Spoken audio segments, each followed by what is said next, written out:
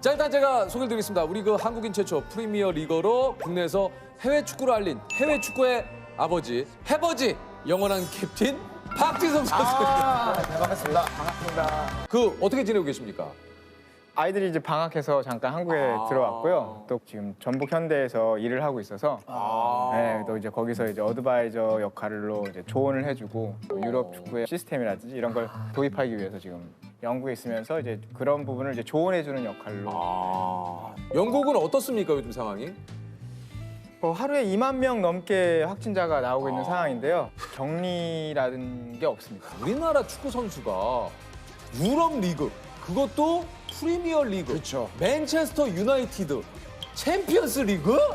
우승? 와, 거기서 골을 넣어? 진짜 막 이렇던 시기에 영화 같은 일이 아니었어요. 진짜 영화 같은 일입니다, 이게. 영화까지는 아닌데 네. 차범 감독님이 또 있으셔서 그렇죠, 그렇죠. 맞아요. 네. 차범근 감독이 이제 분데스리가에서. 분데스리가. 네. 저에게도 뭐 제가 태어난 해 중에서 하나를 꼽으라면 꼽을 수밖에 없는 2002년. 네. 네. 축구 선수가 됐다라는 거에 대해서 너무나 자랑스럽게 여길 수 있는 축구로 인해서 사람들이 이렇게 변하고 축구로 인해서 한 나라가 이렇게 변할 수가 있구나라는 걸 처음 느껴서 진짜 깜짝 놀랐어요. 네. 그래서 온 국민이 하나가 돼서 네. 응원을 하고 그 막 응원 문화도 그때부터 막 시작이 된 거 아닙니까? 맞아요. 우리가 이제 하나가 되는 구호가 나오고. 그렇죠. 네. 뭔가 그런 시기가 바로 2002년이죠. 자, 어떤 느낌이 들어요? 이렇게 딱 골을 넣으면 이 골 같은 경우에는 머리가 일단 하얘진 것 같아요. 저 아무 소리도 안 들리고 아무 생각이 안 났어요. 이게 가슴으로 트래핑해서 그렇죠. 그 넣은 골 아닙니까? 네. 아직도 기억이 나죠. 남아공 월드컵 평가전 한일전에서 이제 골을 넣고 한 세레머니인데 약간 이제 요거 산책 세레머니라고 하나요? 네, 그렇게 좀 얘기를 하는데. 네, 팬분들이 이제 산책 세레머니라고 불려주시는데 네. 뭐 내가 골을 넣고 뭔가 이제 봤지 뭐 이런 느낌의 네. 세레머니이기 때문에 그때 당시에는 이제 바로 앞에 이제 일본 서포터즈도 있었고 오히려 네. 좀 더 제 이름이 호명됐을 때 이제 야유가 나왔었거든요. 거기에 대한 대답으로 예, 이렇게 세레머니 그런 게 또 있었군요. 일본 그 J리그를 또 경험을 해보고 유럽 리그를 또 경험을 하셨잖아요. 어떤 좀 차이가 어떤 게 있습니까? 전혀 다른 환경이 된 거죠. 뭐 일단 잔디 상태라든지 날씨라든지 또 이제 의사소통하는 데 있어서 완전히 다른 언어를 쓰고 또 문화 자체도 달랐기 때문에 그런 부분에서는 좀 많이 힘들었죠. 더군다나 이제 부상도 있었고 또 수술도 했고 이런 것들이 또 처음이고 이러다 보니 이제 야유를 저한테 보내줬죠. 왜 보내는 왜? 겁니까? 못한다고. 못한다고요? 네, 못한다고. 그때 당시에 이제 교체로 이제 제가 준비를 하고 이제 서 있으면 이제 밖에서 교체 전는 선수가 나오면 이제 박수를 쳐주죠. 이제 그 고생한 네, 맞아요, 선수. 맞아요. 제가 들어갈 때 이제 야유가 나오죠. 만약에 원정 경기를 갔을 때 그 관중들이 우우 막 하는 그게 이제 홈에서 나오는 거예요. 홈팬. 와, 근데 홈에서. 이거는 홈에서 그러면은 이거는 그래서 한 3만 5천 명 관중인데 이제 그 관중이 저를 위해서 야유를 보냈죠. 하나가 돼서 하나가 됐어요. 어쨌든 나로 인해서 하나가 되는. 진짜 이게 진짜 선수로서는 신경 안 쓰려고 해도 이거 너무 위축되지 않습니까? 어땠습니까? 그때 당시에 처음으로 이제 축구하는 게 무섭다라고 생각이 들었었죠. 예. 뭐 다시 돌아가고 싶다는 생각도 들기도 했습니까? 그때 당시에 이제 겨울에 히딩크 감독님하고 면담을 했었는데 이제 일본에서 세계 팀에서 제의가 왔다라고 이제 이적 제의가 왔다. 네, 이적 제의가 왔지만 이제 자기는 보내기 싫은데 이제 결정은 너에게 달렸다라고 이제 미팅을 했었죠. 네. 근데 뭐라고 이제, 얘기를 하셨습니까? 그래도 여기서 더 해보고 할 때까지 끝까지 해보고 하겠습니다라고. 사실 또 여기 온 이상 한번 좀 내 나름대로 한번 끝까지 한번 해보겠다라고 좀 생각을 하셨군요. 네, 뭐 그때 당시에 저 스스로도 제가 갖고 있는 걸 다 보여주지 못했다고 생각을 했기 때문에 이거를 내가 다 보여주고 나서도 얘네들이 이런 반응을 보이면 그때 가자 이런 생각. 네덜란드 리그로 갔는데 아인트호벤으로 박지성 선수의 응원가가 나와? 사실 저도 굉장히 놀랐거든요. 뭐 별다른 내용은 없고 그냥 제 이름만 가지고 맞아요, 계속 맞아요. 이야기를 하는 건데 여기 뭐 송송송송 위성 바래 송송송 요거죠. 밀성 네. 바래 뭉클한 뭉클했어요. 약간 좀 뭔가 다른 느낌의 뭉클함이 왔어요. 이거 박지성 선수도 좀 그러지 않았습니까? 응원가 막 그렇게 나오고 그러면? 이 응원가 처음 이제 선수들이 네 응원가야라고 했을 때 얼마 전까지 야유하다가 응원가를 불러준다고? 뭐 하는 거지? 라는 생각이 처음에는 이제 뭐 그 전에도 일단 프리미어리그 팀에서 얘기는 있었는데, 있었구나. 예, 근데 뭐 이제 맨체스터 유나이티드와 같은 수준이 아니었었기 때문에 이제 그런가 보다 했는데 이제 결승전이 있었는데 네. 그 경기가 끝나고 집으로 가는 길에 이제 에이전트가 얘기를 하죠. 퍼거슨 감독님이 전화를 기다리고 있다. 기다리고 있다. 예, 그래서 이제 누가요? 라고 이제 물어봤죠. 네. 퍼거슨 감독님, 아유 장난하지 말라고 그랬죠. 이제 처음에는 왜 나한테 전화를 기다리나. 그 오는 차 안에서 전화를 들었었죠. 뭐, 여보세요? 이제 하이. 뭐 어떻게 이야기가 시작이 됩니까? 헬로우가 이제 첫. 사실 뭐 루니, 퍼디낸드, 예, 반니 스텔루이, 뭐야 세계적인. 뭐 그냥 의리의리한 선수들이잖아요. 이 선수들이 처음 봤을 때 이 선수들은 어땠습니까? 신기했죠. 처음에는. 다 텔레비에서 이제 루비가. TV에서 보던 선수들이 막 몸값이 막 어마어마한 선수들이 내 앞에 있고. 그러니까 전설들이라고 불리는 선수 있으니까 내가 정말 이 팀의 선수가 되었구나라고 확실히 느낄 수가 있었고. 나 같으면 다리 후들거려갖고 한번 공 잡다가 쓰러졌을 것 같아. 후들거려가지고. 진짜. 생각만 해도 막. 어휴. 어우. 그래서 이제 그건 이제 경기가 끝나면서 더 느끼기 시작했던 것 같아요. 이게 얼만큼 전 세계적으로 주목받고 있는 팀이다라는 거는 기사가 나오는 수나 어디에 반응이 뭐 남미, 뭐 다른 아시아, 전 세계에서 다 그런 반응들이 나오니까 여기서 잘못했다가는 큰일 나겠구나. 세계적인 리그니까. 아니 그런 거 좀 궁금한데 맨유 선수가 되면 어떤 베네핏이 좀 있습니까? 좀 우리가 또 베네핏 이런 거 좀 전 세계 베네핏들 좀 궁금해하거든요. 예. 맨유 베네핏. 예. 상당히 많은 데서 이제 스폰서를 하는데 그 스폰서의 제품들이나 이런 거를 좀 싸게 구입할 수 있는. 혹시 괜찮으시다면 그냥 브랜드 편하게 어떤 상품? 얘기해 주실 수 어떤 있나요? 상품? 그냥 어떤 유한사들이. 그때 당시에 뭐 시계도 있었고, 시기도 싸게. 뭐 커피 머신, 뭐 차. 차도 그때 당시에 이제 아우디가 이제 말을 해도 되는지 모르겠지. 네. 몇 프로 할인이 돼요? 그때 저는 그냥 줘서 타고 다녀서 가지고. 꼭 근데 나중에 반납은 했지만 기간 동안은 타고 있어서. 그리고 제가 알기로는 그 선수단 복 있잖아요. 정장. 그것도 세계적인 명품 그거 브랜드에서. 나와요? 그것도 나와요? 선수단복도? 폴스미가 이제 영국 브랜드인데 이제 거기서 나오는데 이제 거기 가면 뭐 한 40% 50% 40%? 50%뭐 DC. 폴스 50%? 혹시 그냥 네. 혹시나 저희가 친했다는 그 당시 친했다는 가정하에 네. 형 거기 46 사이즈 내 거 하나만 조셉! 아니 혹시나 진짜 구질구질하게 이럴 거야 진짜. 일단 선수단 들어가면 거기 뷔페 같은 거 쭉 차려져 있습니까? 거기 이제 식당이 있죠. 식당이 있어 거기 가서 밥을 먹을 수 있고 혹시 이제 저녁을 혼자 사는 선수들 같은 경우는 귀찮아서 하기 싫으면 이제 좀 싸달라고 뭐 해달라고 그래서 그거 가지고 갈 수 있죠. 거기 저 선수들 마사지 받고 이런 것도 다 그럼요. 네, 다 공짜로 받을 수 다 있는. 공짜죠. 네. 진짜 부럽습니다. 솔직히 부럽잖아요.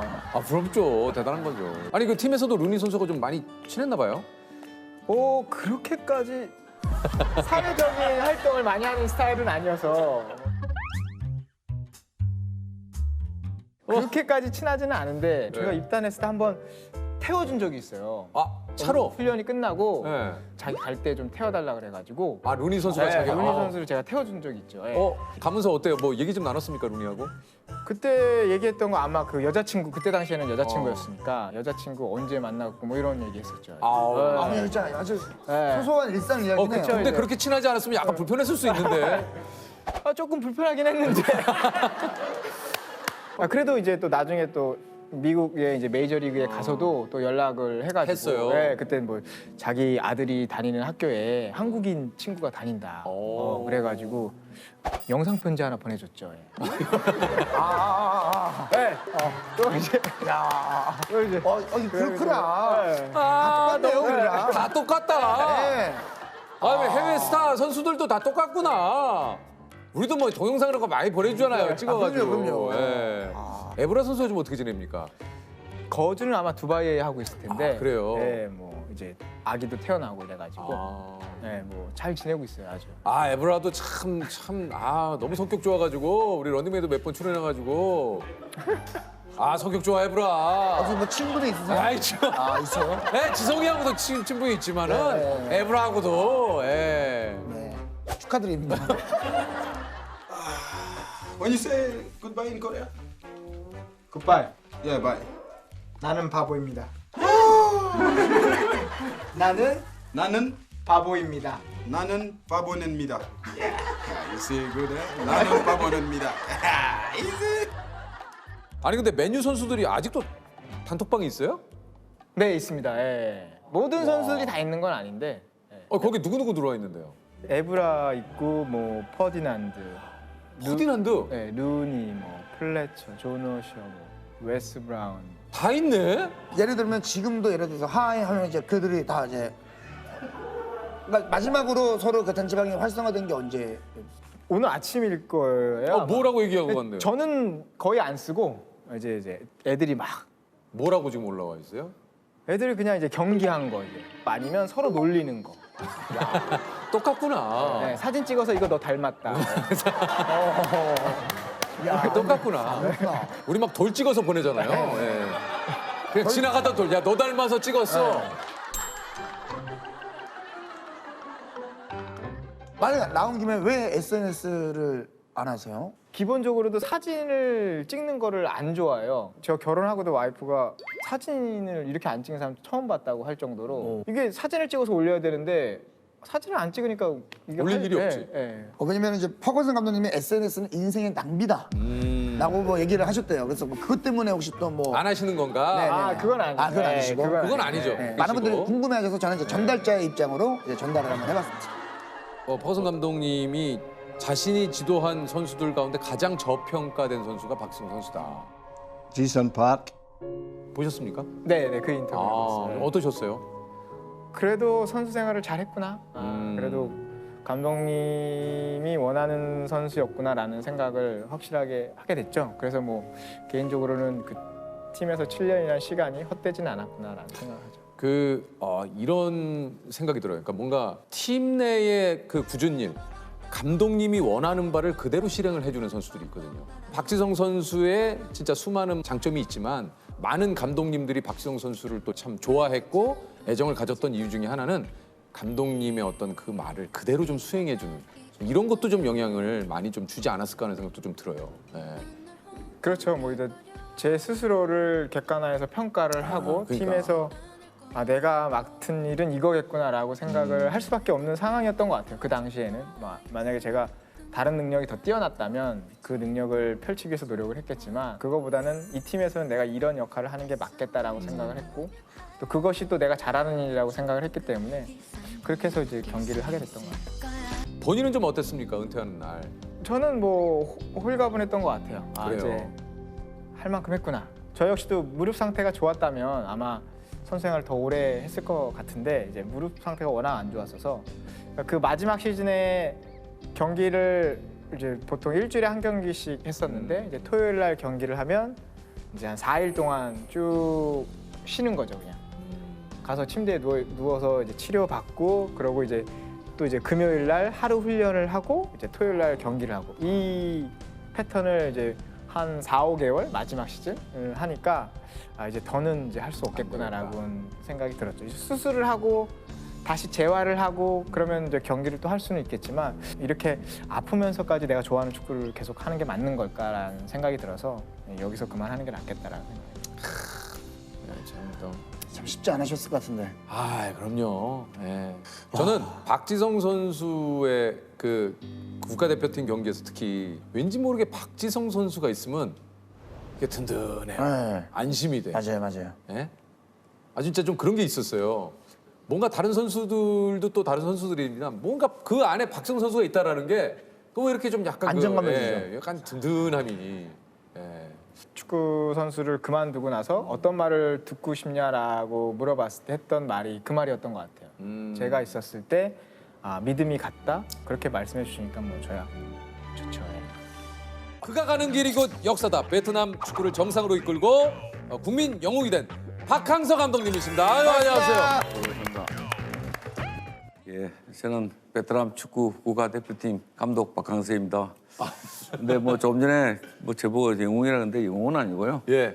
그냥 뭐 축구 감독입니다. 아, 그래도. 아, 진짜 아닙니다. 아, 근데 그 저기 저희들도 뭐 뉴스를 통해서 보지 않습니까? 감독님 막 저 베트남 갔을 때 막 거기 계신 뭐 많은 그 국민 여러분들이 막 그냥 막 환호하시고 뭐 와, 저희들도 진짜 너무너무 기쁘더라고요. 예. 아니 그 저 베트남에서 언제 오셨습니까? 어제 아침에 도착했습니다. 아, 어제 아침에요?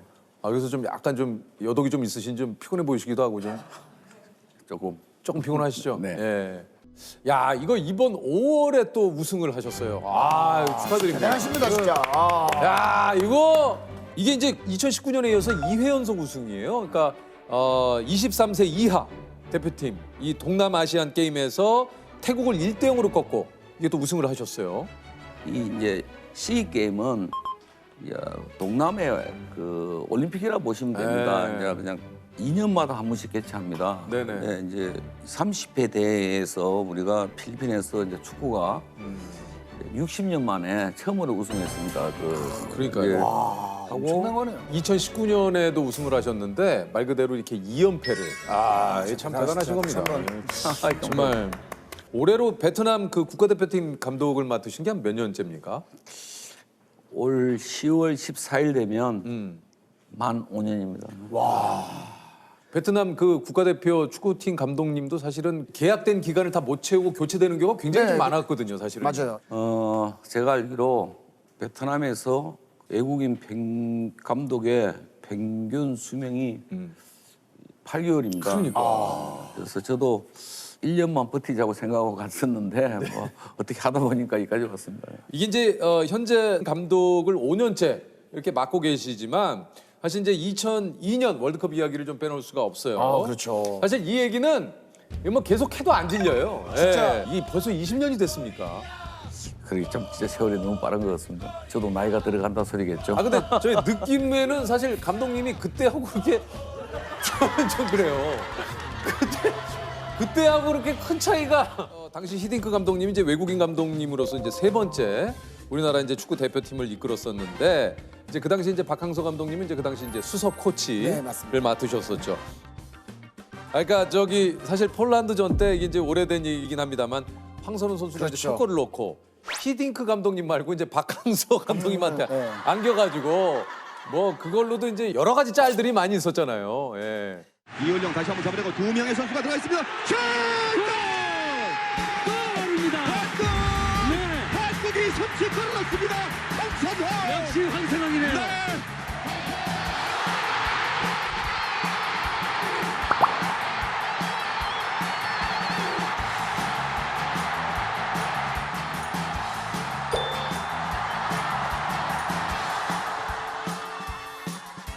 그러니까 한간에는 황선홍 감독님하고 전날 밤에 만약에 너 혹시 골 넣으면 나한테 달려와라 이렇게. 그거는 그래서 내가 너 왜 나가서 언론에 나가서 딴 이야기를 하느냐. 네. 진실을 이야기를 해자. 네. 그래서 사석에서 제하고도 논쟁도 했어요. 근데 예. 정확한 거는 A매치 경기를 했습니다. 그때 안정환이가 골을 넣고 반지 세레모니라는 걸 맞아, 했습니다. 그래서 이제 폴란드하고 그 전날 이제 제가 직접 대면할 수는 없고 부담스럽고 돼서 이제 방에서 이제 방으로 이제 제가 룸투룸이라 그러나요? 뭐 이렇게 해서 이제 전화를 하니까 대부분 선수들이 뭐 이제 잘 자라 뭐 이렇게 뭐 이렇게 하는데 근데 황선홍이한테 전화를 했더니 저 기분이 필링이 느낌이 좋습니다 그러는 거예요. 그래서 저는 뭐 그렇게 이야기를 하길래 제가 이야기 정확하게 골 넣으면 안정환이처럼 그 와이프한테 세레모니 하지 말고 벤치에다가 세레모니를 해라 이렇게 이야기를 한 거예요. 아 그러면 나한테 달려오라는 소리네요. 아니 소리 안 했죠. 근데 제가 만약에 황선홍 선수라면 아니, 느낌이 예. 애둘러서 예. 달려와 와줘. 주로 아니, 달려와줘. 그러니까 정확한 표현은 이왕이면 벤치에다가 좀 해라. 세레모니를 해라 이렇게 이야기를 한 건데 예. 왜냐면 통화한 게 코치님인데 코치님이 벤치에다 해라는 건 코치님이 벤치에 계시니까 그래서 제가 오해 많이 받았습니다. 네. 왜냐하면 그 황선홍이가 저한테 안기고 나서 히딩 감독한테 안기지 않아서 네. 그다음 두 번째 경기에 황선홍이가 선발로 출전 못했어요. 아이러니하게도. 그랬더니 이게 내한테 안겨서 그래서 제가 히딩 감독님한테도 말씀을 드렸어요. 사실은 이게 이렇게 자초지종을 성명을 드렸고 히딩 감독님도 흔쾌히 그 오해는 풀렸고 그래서 이제 사실 코치가 그렇게 나대면 안 되는데 아니죠. 기분 좋으니까. 그때 정말로 몰랐어요. 그리고 뭐 그런 걸 근데 너무 좋았어요. 뭐 저희들 입장에서는 뭐 그것조차도 월드컵의 지난 그 어떤 한 장면 중에 하나예요. 이제 이 당시에 그 예전에 감독님이 인터뷰에서 이게 좀 약간 공황장애까지 좀 온 적이 있다고 얘기를 했어요.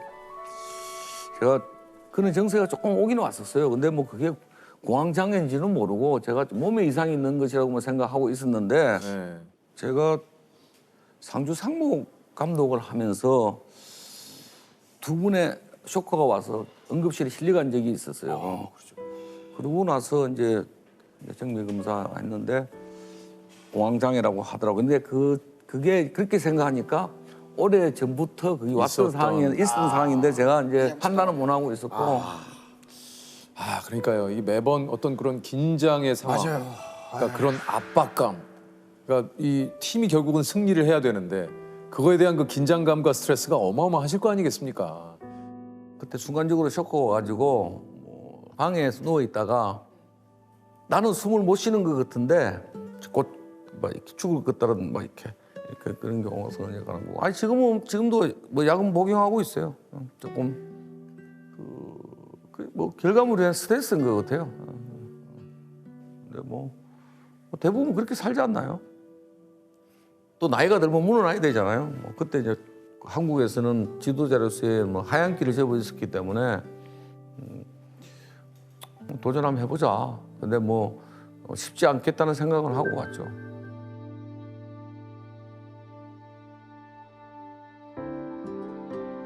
그러다 어느 날 갑자기 이제 베트남행을 택하셨어요.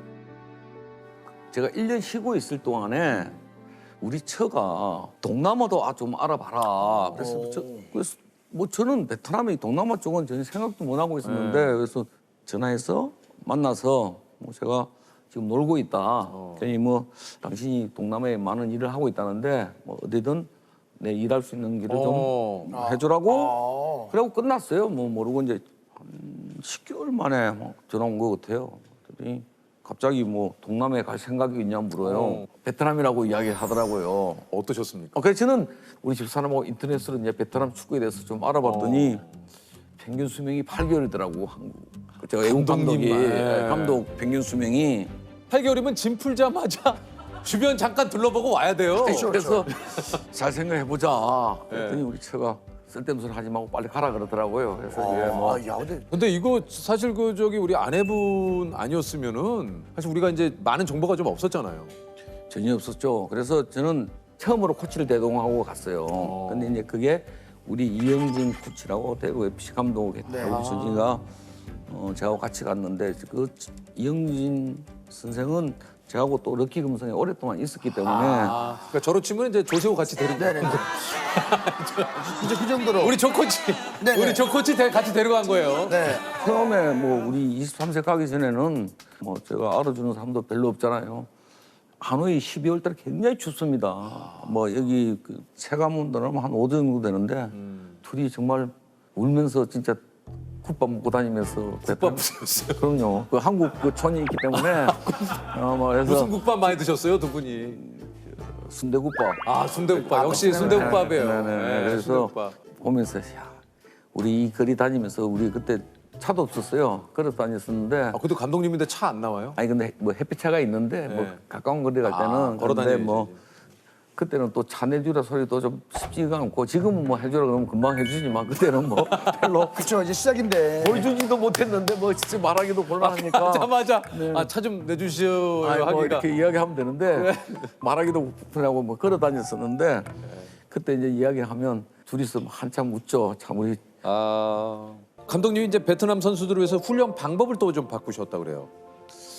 타국 감독이 그 가서 감독을 하려 그러면 그 나라의 문화, 관습 이런 거는 존중해야 된다는 해야죠. 걸 제가 그건 많이 당연하죠. 느꼈어요. 그래서 문화와 관습은 존중해 주는데 이제 훈련 때는 기술적인 부분은 절대적으로 내 너희들이 따라와 줘야 된다. 이거는 내가 교정 수정시킬 것이라고 이야기를 했고 이게 이제 그 베트남이 보통 오전 5시에 기상을 해서 6시쯤 출근을 하고 낮잠을 자기 때문에 아침형 패턴에 맞춰서 이제 훈련 시간을 좀 앞당기시고. 스케줄이 정신 먹고 자야 된다는 거예요. 또 그래서 처음에 이해를 안 갔죠. 그래서 코치들하고 상의를 했어요. 그랬더니 오랜 습관이고 뭐 이렇게 한다 그래서 제가 운동 시간을 뒤로 늦췄죠. 오전에 하고 점심 먹고 나서 충분히 애들이 휴식을 취하고. 한 시간 정도, 한 시간 반 정도 잘 시간 이후에 지금 아직도 뭐 우리 선수들 그대로 이행하고 있어요. 근데 이제 그건 오랜 습관이기 때문에 그래서 저도 날씨 때문에 그런지 저도 이제 점심 먹고 나면 꼭 잡니다. 근데 그게 그 기후 때문에 그게 또 그러니까 훨씬 더 예. 처음부터 주무시진 않으셨을 거 아니에요. 처음에는 그냥 그럼요. 근데 그게 점심 먹고 분위기도 다른 분위기고 그래요. 다 낮잠을 자고 조용해요 점심 때는. 그럼 전화도 받치다니까 전부 다 호텔이 그렇다고 뭐 조용하니까. 혼자 이렇게 있기도 하고. 그러니까 뭐 그러다 보면 누워 있으면 확실히 좀 오후가 회복이 되니까 뭔지 알겠다. 네, 하고 나면 그래야 이제 또 오후를 오후에 또 에너지가 생활할 수 있는 충전이 되는 에너지가 거죠. 생기시는 거예요. 훨씬 더 그게 참 지혜로운 것이더라고요. 그러니까요. 이게 선수분들도 그렇고 모여 있을 때 절대로 이렇게 개인 평가 같은 걸 하지 않으신다고. 히딩 감독님도 2002년도에 보면 좋은 이야기는 단체에서 하는데 사람을 어떤 누구 앞에서 지적할 때는 이런 걸 배워야 된다. 옆에서 뭐 이천수가 가장 많이 했을 거예요. 오늘 아침에 이천수가 좀 돌출해 놓고 나면 막 이렇게 대놓고 이야기하는 건데 어깨 동무를 하면서 말씀은 이제 지적을 하는 거예요. 이제 가는데 칭찬은 다 모였을 때 하고. 개인적인 칭찬보다는 팀 칭찬을 주로 해주는 게 낫고 개인적인 지적사항에 지적사항일 대해서는. 때는 이제 조금 불러서 하는 게 나은데 근데 대부분 단점이 더 많이 보여요. 가까이 생활하다 보면. 근데 받는 사람은 좀 싫죠. 그게. 맞아요. 아니 그 이제 이게 선수들하고의 스킨십을 좀 많이 하시는 것 같더라고요. 예. 말이 통하지 않더라도 뭐 그냥 우리 선수들이 좀 착해요. 뭐 다 우리 한국 선수도 착하지만 뭐 순수하고 그래서 훈련할 때는 제가 좀 엄하고 엄격합니다. 근데 우리 선수들이 뭐 주로 운동 끝나고 나면 이제 저녁에 밥 먹고 나면 치료실에서 많이 모이거든. 그러니까요. 사랑방처럼 치료실에 많은 선수들이 치료하러 오고 뭐 마사지 받으러 오는 편인데 거기에 이제 제가 자주 들립니다. 뭐 그러면서 뭐 이제 애들하고 뭐 이렇게 장난치고 뭐 이렇게 이제 하는데 거기에서 선수들하고 스킨십도 해야 하는 것도 중요하지만 우리 선수들이 누가 지금 어떤 데 치료를 받고 있는지를 유심히 보죠. 이제 그래야만이 또 선수들 중에는 출전하기 위해서 숨기는 선수도 있고 뭐 이런 부분이 또 보기도 하고 그럼 이게 또 다 감독님은 또 다 계획이 있으시군요. 이게 또.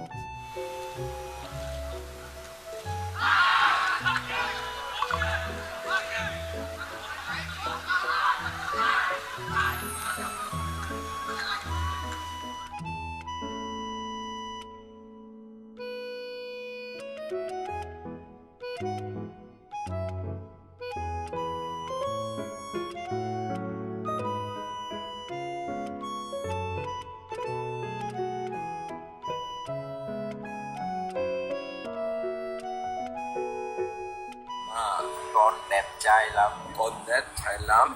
Con đẹp trai vậy. Con đẹp trai vậy. 아니 그래서 이제 감독님이 이제 베트남 대표팀 감독으로 취임한 지 3개월 만에 이제 저 아시아에 또 어떻게 보면은 그렇게 주목받지 못했던 우리 그 베트남 팀을 아시안컵 준우승. 특히 이제 라이벌 태국을 10년 만에 꺾고 올라가서 이제 더 난리가 났어요. 예선이 통과가 목표였었거든요. 그 잘못되면 집에 들어와야 될지도 모르는 상황이었는데 너무너무 추웠어요. 근데 추운 거는 저희들이 기온을 보고 다 준비해 갔는데 결승전 때 뭐 눈이 엄청나게 왔어요. 네. 그래가지고 뭐 그 전날부터 눈이 오기 시작하는데 베트남에서 눈이 오지 않지 않습니까? 그러니까요. 그래서 제가 해봤더니 딱 두 명이 눈을 봤더라고요. 네. 나머지는 눈을 한 번도 못 본 거예요. 태어나서 한 번도 눈을 본 적이 없죠. 근데 뭐 시합이 그 다음날 시합 저 결승을 해야 되는데 뭐 산책 나갔는데 눈 온다고 사진 찍고 막 좋아. 그래서 우리 이영진 코치가 저 정신이 있나 없나 지금? 지금 내 시합인데 뭐 그런다 그래서 야 나도라 나도 눈 처음 보는데 뭐 그냥 놔둬라 그냥 그런 데에서 이제 그렇게 준우승 한 거에 대해서 이제 베트남 국민들이 좀 이제 처음 온 눈.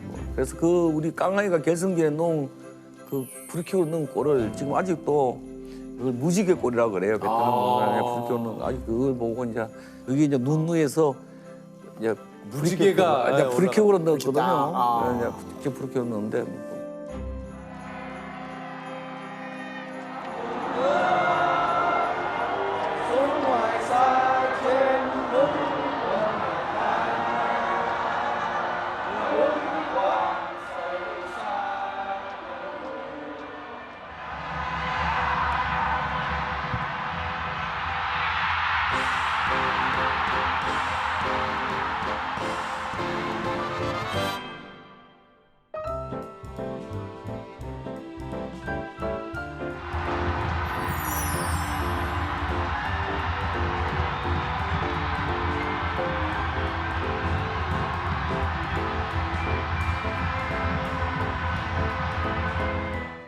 어, 2018년 그 아시안 게임 4강전 때는 이제 우리 대한민국 대표팀하고 또 맞붙기도 했었어요. 그래서 이제 재밌는 사진 하나 있어요. 예, 있어요. 한번 좀 볼까요? 네, 이 사진. 알것 같아요. 그 감독님이 그 얘기할 때 뒤에 손흥민 선수가 그 작전을 듣고 있는 건가요? 예. 어떻게 된 건가요, 상황이? 아니 뭐 내리셔도 돼요. 아, 지금. 내려됩니다. 네. 이제 그때도 23세가 추측이에요. 예. 그리고 그렇죠, 이제 와일드카드는 올림픽이니까요. 3명 올 수 있는데 그때 우리 선수들이 손흥민이하고 온다 그러니까 시합하기 전에 벌써 주눅이 들었어요. 손흥민이. 이제 우리 벤치 앞에서 그 이제 이야기를 하려고 하는데 한참 뭐 통해서 하고 있는데 뭐 좀 느낌이 이상해. 그래 봤더니 손흥민이 웃으면서 다 듣고 있는 거예요. 뭔 이야기를 하고 알아들으니까. 그래 내가 딴 나라 선수 같으면 밀쳤죠. 그래 이제 우리 저 손흥민이 우리 한국의 보배고 그래서 그냥 이제 그래서 내가 이렇게 한 내용입니다. 그러니까 뭐 이제 우리 감독님이 이제 여기에 좀 한마디 쐐기를 박으십니다. 그냥 손흥민 선수는 월클이다. 아 당연하죠. 네. 우리 뭐 한국 축구를 보면 보배고 저도 뭐 베트남 분들이 손흥민이하고 관계를 좀 물어봐요. 그래서 제가 그쪽에서도 좀 관계를 좀 물어봅니까? 그럼요. 그럼 손흥민 그 월드 클래스니까 네. 저보고 손흥민을 잘 아냐고 그래서 뭐 자꾸 한번 이야기가 그려지니까 그냥 야, 손흥민이 아버지하고 내가 친구야 이렇게 이야기를 뭐 통해서 하면 뭐 그러면 손흥정 우리 저 감독님하고도 연락을 아니 근데 뭐 해본 적 한 번도 없어요. 없는데 그냥 뭐 자꾸 뭐 그러니까 같이 축구 맞지. 그건 맞으니까. 그건 네, 맞으니까. 같이 뭐. 생활 이렇게 해는 안 했지만 다 건너 다 아니까. 아니까요. 예. 우리 감독님이 이 그간의 공로를 인정받으셔가지고 3급이어서 외국인 최초로 2급 노동 훈장. 와 이거 대단한 거 아닙니까? 그 제가 2년 만에 훈장을 3개 받았습니다. 이제 상급 받고 2급 받고 한배 양국 수호 훈장이라고 받았어요. 그래서 이제 1급은 뭐 그게 뭐 쉽게 받는 그게 아닌가 봐요. 예, 외국인이 1급 받은 사람은 제가 없는 걸로 알고 있어요. 근데 제가 보기에는 감독님이 이제 나중에 혹시라도 이제 월드컵에 이제 베트남이 진출을 해가지고 베트남이 월드컵에 진출한 적이 없죠. 월드컵 없죠. 없죠. 이번에 월드컵 최종 예선 올라간 것도 최종은 그게 처음이죠. 야, 그러니까 만약에 월드컵이 베트남이 이제 진짜 본선에 딱 진출한다. 그러면 그거 1급 훈장도 받으실 수 있지 않을까? 아, 근데 이번에 월드컵 최종 진출했는데 7연패 당했거든요. 7연패 당하니까 완전 짐 쌀 뻔했어요, 정말. 처음 나갔는데 처음 진출인데 7연패 나가니까 그때 좀 위기가 왔었어요. 위기 왔죠. 아주 뭐 저도 이제 7연패 나오고 나서 8번째 경기고 베트남도 중국 경기에서 8자를 좋아합니다. 8. 근데 구정날이에요. 이제 구정 1월 1일 날이 했는데 우리가 3대1로 이겼어요. 그래서 그 한순간에 또 갑자기 또 분위기가 완전 바뀌더라고요. 이거 진짜 이게 그래서 뭐 기대 수준에 맞춘다는 게 정말 쉽지는 않더라고요. 맞아요. 소개를 드리겠습니다. 올해를 끝으로 K리그 중계석을 떠난 대한민국 스포츠 중계 살아있는 전설입니다. 우리 송재희 캐스터십니다. 안녕하세요. 반갑습니다. 아니 제가 이제 저 소개를 좀 드리자면 월드컵 6회, 올림픽 8회 이외에도 이제 복싱, 아시안 게임, 전국체전까지 사실 말 그대로 우리나라 스포츠계의 한 획을 그으신 우리나라 뭐 스포츠와 함께 하셨다고 과언이 아닙니다.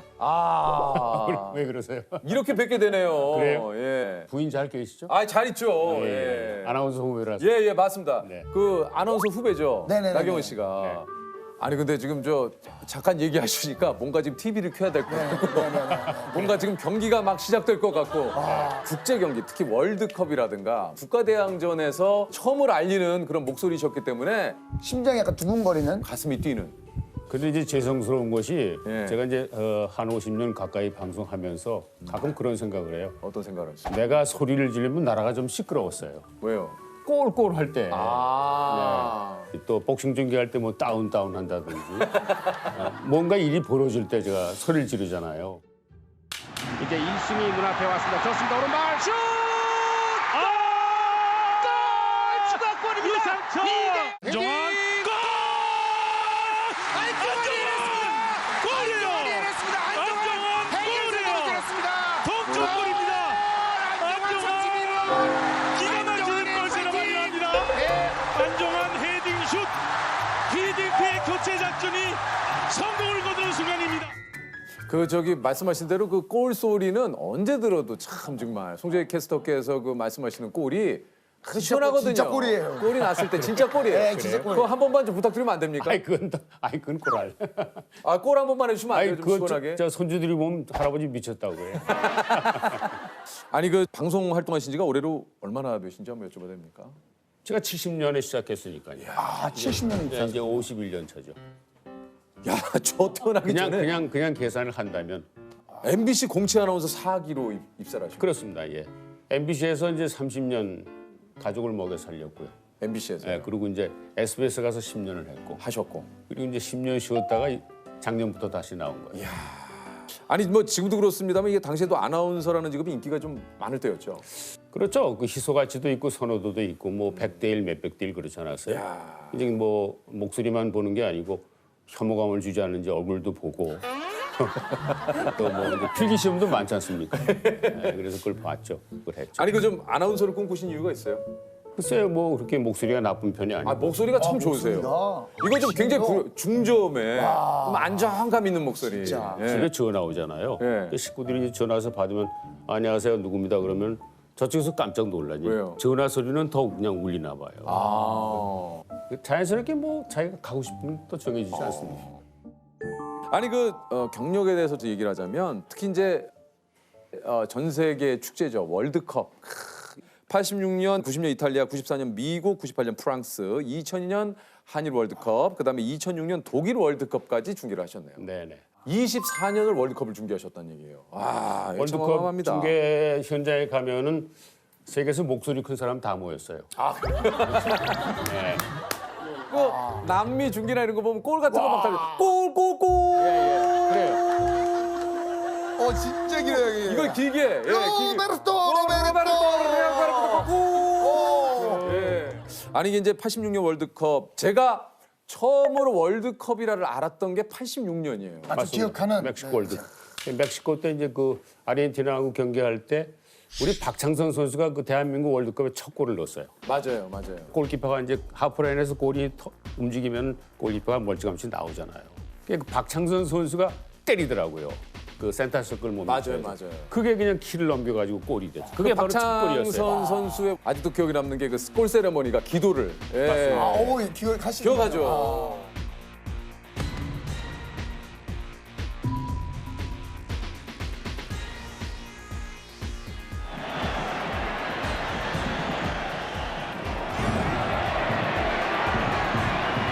자, 최순호 잡습니다. 최순호.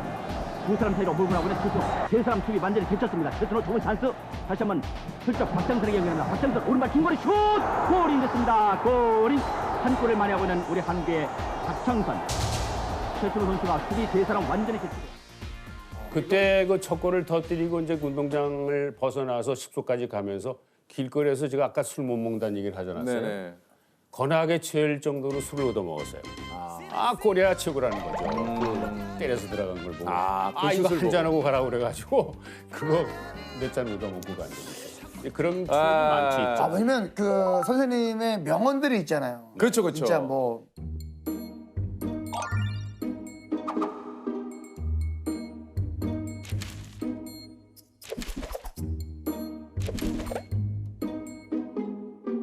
지금 오늘 최영일의 수비 자세는 말이죠. 그림자가 아니라 미우라 발에 걸린 신발 같아요.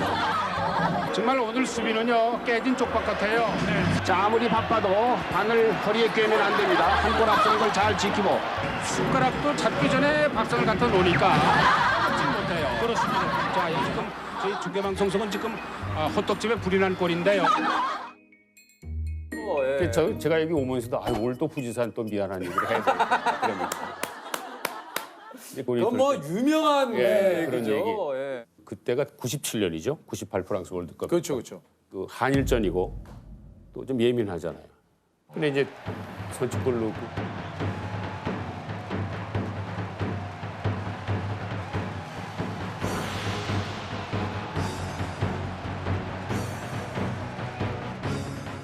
이민성 선수가 원래 골키퍼가 아니고 미드필더인데 앞으로 넘자마자 그러니까 두 번 튕기고 이제 들어갔죠.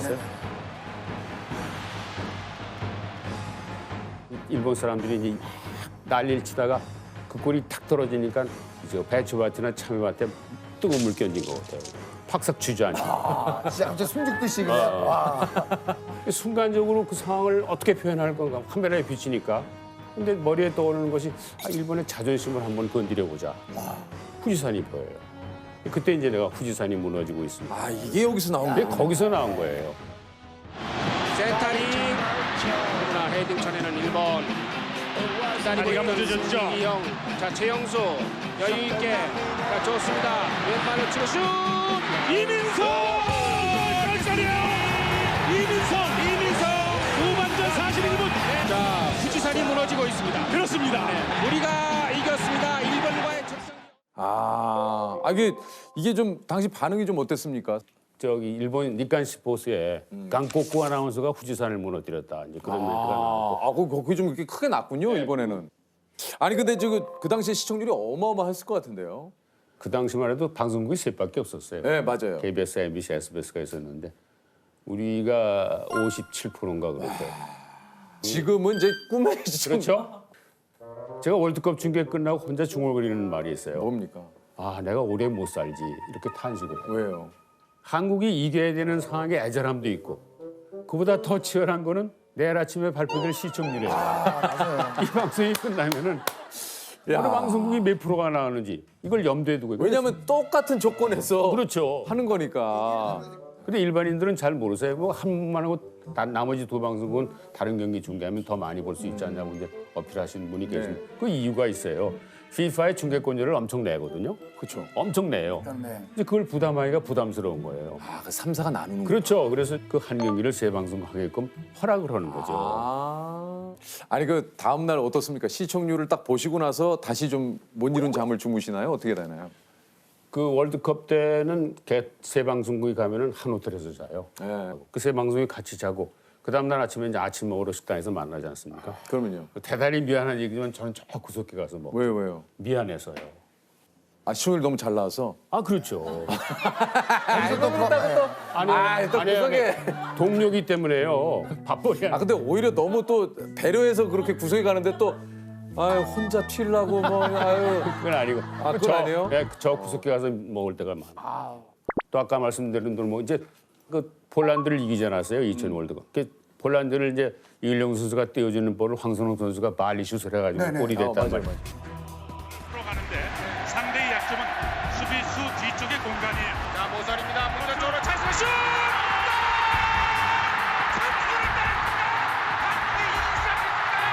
박선홍 선수가 왼발로 에어를 꺾어놓는 골을 터뜨리고 있습니다. 한국이 선취골을 따냈습니다. 한국이 이길 수 있습니다. 이기기 시작했습니다. 그 골을 시작으로 해서 우리가 폴란드를 이기지 않았습니까? 그러니까 이긴 경기를 월드컵에서 처음 한 거예요. 16강 가능성이 보였죠. 그리고 대구로 왔어요. 대구 와서 이제 미국인가 어디 경기를 1대1로 비겼죠, 그건. 예, 중계를 하는데 대구장에 와서 그라운드를 이렇게 훑어보니까 전부 빨개요. 붉은 악마들 빨간 유니폼 입고 쫙 있어요. 떠오르더라고요.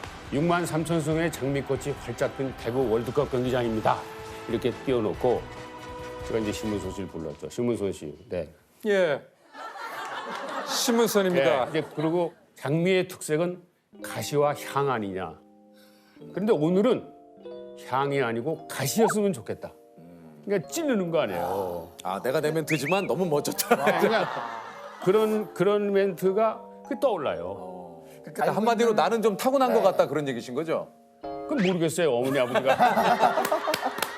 아, 그러니까 내 칭찬을 상당히 온건하게 하시네. 예. 아니 그 뭐 거짓말 할 수는 없잖아. 아, 그렇죠. 거짓말할 수는 없죠.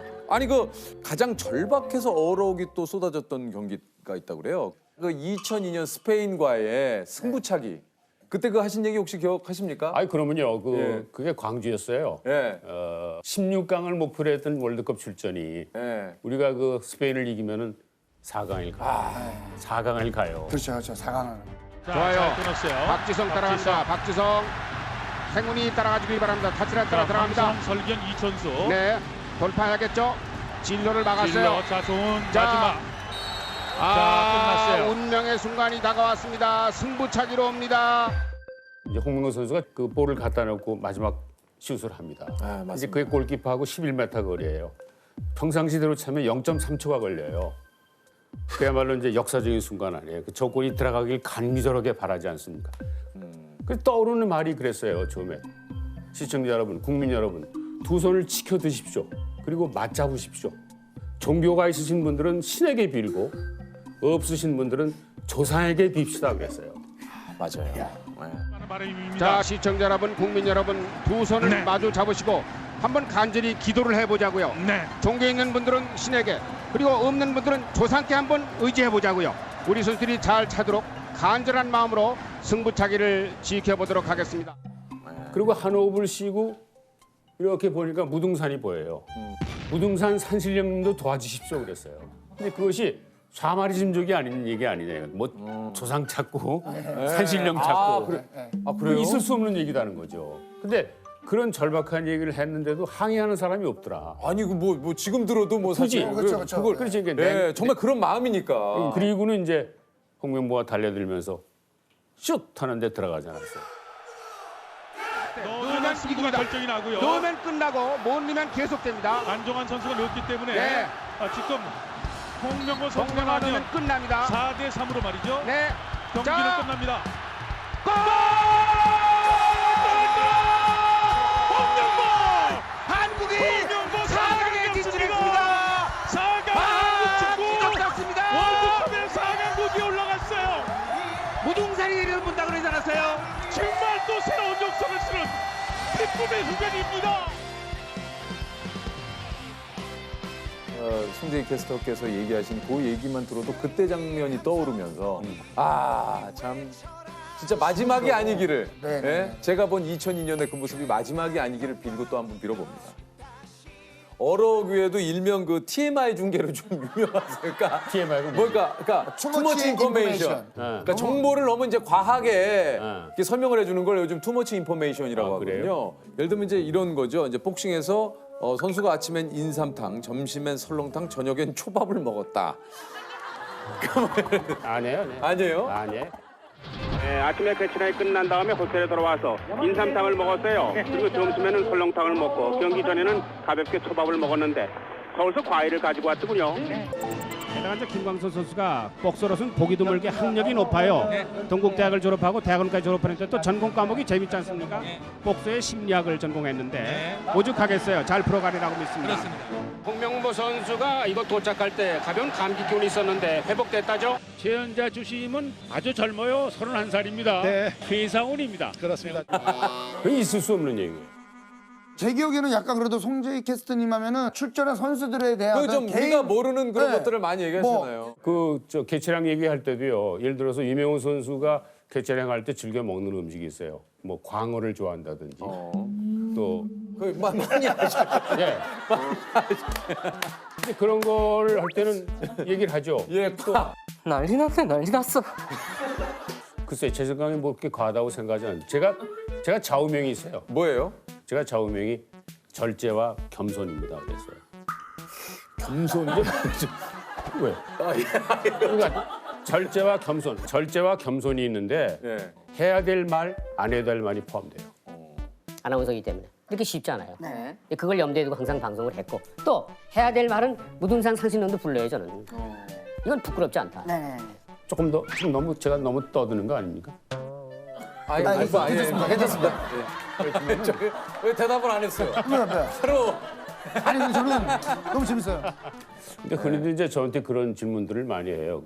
스포츠 캐스터의 하는 역할이 뭐냐? 그러니까 저는 그 대답할 때 축구 중계면 축구 중계 공이 어디로 가고 뭐 1대0으로 이겼습니다, 졌습니다. 그건 상황 묘사죠. 그건 누구나 다 해요. 근데 저는 세상 사는 얘기를 하고 싶은 거예요. 축구는 해설자한테 맡기고 그 골 하나가 미치는 영향, 또 우리가 4강을 가고 8강을 갔을 때 역사의 현장 아닙니까? 이제 그런 얘기를 난 캐스터니까 축구 전문가가 아니고.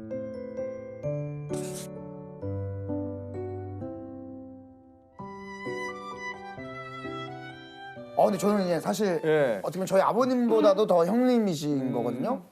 올해가 이제 79. 이제 그 얘기 하시니까 그 작년에 제가 이제 운동장을 처음 가고 한 두세 달 되니까 20대, 30대 초반 이런 사람들이 와서 사진을 찍고 사인을 해달라고 해요. 그래서 저는 이제 깜짝 놀랐죠. 날 모를 텐데. 그리고 이제 제가 기준을 두는 것이 2002년 때 몇 살이었어요? 그거 물어보면은 태어났다는 애도 있고 초등학교 뭐 2, 3학년, 중학교 다녔다고 그래요. 그래서 그럼 나를 모를 텐데 왜 사진을 찍고 사인을 해달라냐 그랬더니 뭐 따지는 게 아니라 그랬더니 사인 받아서 아버지 갖다 주겠다고. 그리고 할아버지가 해오랬대요. 그 운동장에 나가면 송아무개가 있으니까 그 양반 사인 좀 받아와라. 그래서 내가 2대, 3대까지 시청자를 좀 귀찮게 하는구나. 아유, 고급지다. 시청자를 귀찮게 하는구나. 네, 그런 우리로 치면은 먹어주는구나. 요거 좀 그렇죠. 먹어주는구나. 네. 내가 이렇게 맥히는구나. 네, 그런 걸 경험했어요. 아니 그 지난달 K리그 중계를 끝으로 이제 시청자로 돌아가겠다. 네. 이렇게 해서 이제 은퇴를 하셨는데 어떻게 좀 결정을 하시게 된 겁니까? 제가 그 68가지 방송을 하고 10년을 꼭 쉬었더니 이제 K리그를 해달라 해서 깜짝 놀랐고 또 아직 기능이 살아있는지도 또 걱정스럽고 굉장히 조심스럽고 걱정스럽게 했는데 광양에 가서 이제 첫 경기를 중계를 했는데 저도 모르게 이제 하다 보니까 골 소리가 나오고 또 뭐 호응이 좋았어요. 그래서 이제 한 2년 했죠. 제가 사실은 K리그 마이크를 놓게 된 것은 다름이 아니고 여기서 뭐 부산도 가고 광양도 가고 광주, 목포도 가는데 10년 만에 운동장에 갔다가 이제 중계 끝나면은 보통 9시에 끝나기도 해요. 그럼 이제 내 차를 타고 집에까지 오면 한 2시간 걸리는데 밤길에 운전하는 게 무서워요. 예.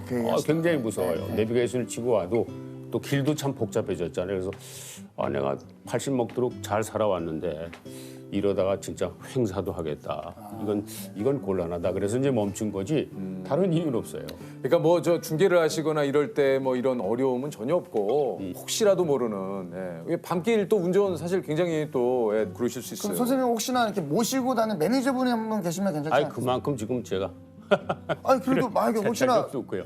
연맹에서는 좀 그렇게 좀 배려를 아니 그건 그렇지 않고 뭐 가치도 없고요. 모르겠어요. 앞으로 그럴 기회가 오면 모르죠. 그러나 제가 봤을 때 지금 이 얘기를 들으면 준비하실 것 같은데 왠지 모시기 위해서 적당한 때인 것 같아요.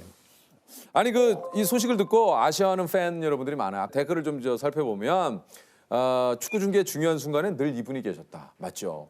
그리고 익숙했던 사람이 은퇴할 때 울컥해진다. 사실 그런 게 좀 있어요. 저도 약간 그런 걸 느낍니다. 제가 익숙하게 뵀던 분들이 이렇게 은퇴를 하거나 내지는 이러면 좀 뭔가 내가 은퇴하는 것도 아닌데도 불구하고 마음속에 좀 이런 것들이 좀 있어요. 그렇지 않아도 이제 저하고 콤비였던 그 신문선 씨가 여기도 댓글에도 있어요. 송재익 신문선 조합은 최고였습니다. 그랬어요. 그런데 간만에 한 10몇 년 만에 통화를 한번 했어요. 그러셨어요? 기사를 보고 3, 4년 더 하실 것 같은데 왜 벌써 관두냐. 옛날 생각하면 다시 한번 해보고 싶다 그런 얘기를 하더라고요. 그래서 저도 이제 그런 아쉬움이 있긴 있는데 희망이 있다면은 그 카타르 도하를 제가 2006년에 갔다 왔어요. 아시안 게임 때 이제 최고령 아나운서로 중계를 하고 왔는데 2022년에 한 번 더 갈 수 있을까 하는.